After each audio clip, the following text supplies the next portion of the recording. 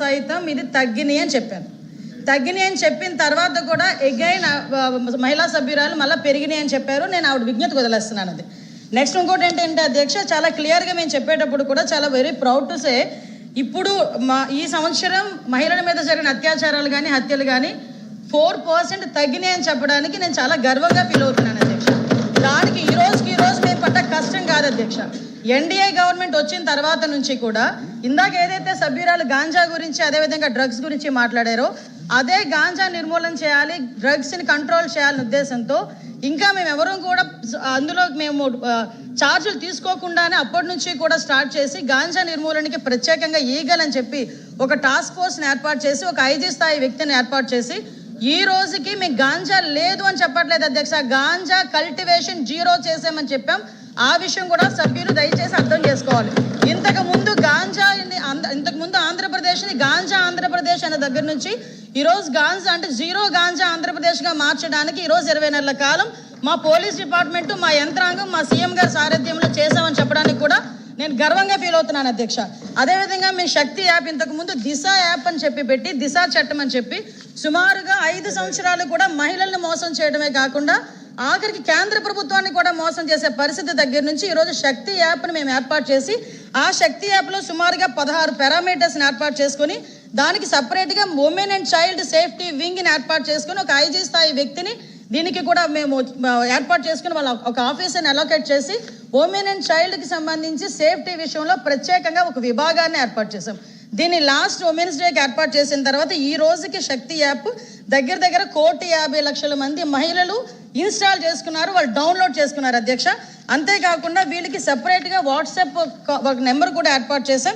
7993485111 అనే ఒక వాట్సాప్ నెంబర్ని కూడా ఏర్పాటు చేసి ఎవరైనా మహిళలకు ఎక్కడైనా ఏ ఆపద జరిగినా కూడా ఈ వాట్సాప్ నెంబర్కి జస్ట్ ఒక క్లిక్ చేస్తే చాలు, మాకు అందులోకి ఈ యాప్ని తీసుకుని యాప్లో కూడా జస్ట్ ఫోటో డౌన్లోడ్ చేసినా లేదా SOS చెప్పినా కూడా మేము చాలా క్లియర్గా చేస్తున్నాం. అదేవిధంగా 112కి సంబంధించి కూడా మేడం మాట్లాడారు. ఈ 112కి సంబంధించి కానీ ఈ శక్తి మొబైల్ రిజిస్ట్రేషన్స్ కానీ చూస్తే అధ్యక్ష దగ్గర డౌన్లోడ్ చేసుకున్నవి చెప్పాను అధ్యక్ష. SOS కాల్స్ దగ్గర 29,772 ఈ 1 yearలో మేము చెప్తుంది 8/3/2025 వరకు చెప్తున్నాం అధ్యక్ష. అదేవిధంగా 8/3/25 నుంచి చెప్తున్నాం అధ్యక్ష. అక్కడ నుంచి ఇప్పటి వరకు చెప్తున్నాం. Actionable calls 844 calls. అదేవిధంగా FIR రిజిస్టర్ అయినాయి కూడా 45 FIR రిజిస్టర్ అయినాయి. ఓపెన్ డ్రింక్స్ గురించి అదేవిధంగా వీటి గురించి మాట్లాడుతున్నారు, ఈవ్ టీజింగ్ గురించి అధ్యక్ష. ఈ రోజు మేము ఉమెన్ మీద క్రైమ్ తగ్గించుకోగలుగుతున్నామంటే కేవలం సర్వేలెన్సెస్ పెంచుకున్నాం కాబట్టి అధ్యక్ష. ఎక్కడైనా ఈవినింగ్ అయ్యేసరికి స్కూల్ దగ్గర కాలేజీల దగ్గర డ్రోన్ ఎగురుతుంది, ఒక్కసారి ఎవరైనా సభ్యులు వచ్చి చూస్తే చూడమనొచ్చు అధ్యక్ష. ఎందుకంటే డ్రోన్ సర్వేలెన్స్ పెడుతున్నాం, CCTV సర్వేలెన్సెస్ పెడుతున్నాం ఎవ్రీవేర్. ఉమెన్ అండ్ చైల్డ్ వెల్ఫేర్తో పాటు ఎడ్యుకేషన్ డిపార్ట్మెంట్ కోఆర్డినేషన్తో బ్యాడ్ టచ్ గుడ్ టచ్కి సంబంధించి కూడా ఈరోజు మేము అవేర్నెస్ ప్రోగ్రామ్స్ కండక్ట్ చేస్తున్నాం. ఇందాక సభ్యురాలు మదనపల్లి కేసు గురించి మాట్లాడారు అధ్యక్ష. మదనపల్లి కేసు నిజంగా చాలా దురదృష్టమైన సంఘటన. ఎందుకంటే అటువంటి పశువు లాంటి వ్యక్తులు ఈరోజు సమాజంలో కొంతమంది తిరుగుతున్న సందర్భాలని కూడా మనం చూస్తున్నాం అధ్యక్ష. దీని మీద గవర్నమెంట్ ఎంత సీరియస్గా యాక్షన్ తీసుకున్నదన్న సంగతి కూడా తెలిసి ఆ ప్రెజర్ తట్టుకోలేక ఆత్మహత్యలు చేసుకున్న సందర్భాన్ని కూడా నేను ఈ సభలో ఉద్ఘాటిస్తున్నాను అధ్యక్ష. ఈరోజు ఎంత ప్రెజర్ ఆ రోజు ఆ నేరస్తుల మీద పెట్టకపోతే నేరస్తులు ఎందుకు ఆత్మహత్య చేసుకుంటాడు? ఇప్పుడు ఈ విషయాన్ని కూడా నేను సభలో చెప్పాలి.